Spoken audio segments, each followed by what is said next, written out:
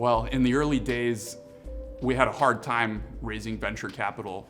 The idea was unproven. The industry of fintech didn't really exist. People didn't really use the word fintech. People weren't investing in regulated enterprises. So we had to start small. Our first seed round was $3 million, and it took a long time to craft the message and to talk to enough people to get that round closed and raised. I think the important thing is not to give up. A lot of people probably would have given up after the first 5 rejections, but you keep going and talk to enough people. Eventually you'll find people and investors that support what you're doing and believe in the idea and the mission.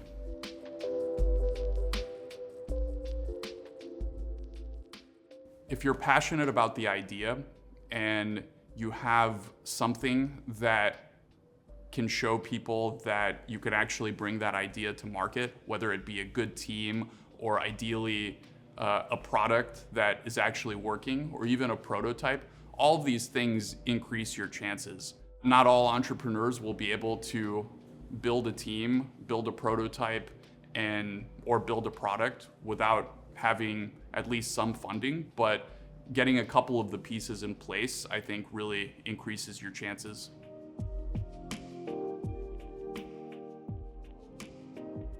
The conventional wisdom is to try to raise enough capital to sustain the business for 18 months. So you don't want to be constantly searching for capital in the early stages because it distracts you.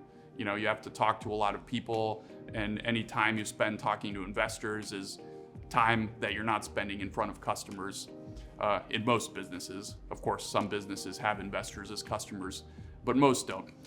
I think the 18 months is kind of a good rule of thumb. We always tried to stretch it a little bit longer than that, 24 months, 36 months in the earliest stages. And I think another way to do it is to be really scrappy and really lean. So don't spend money on anything other than what you absolutely have to.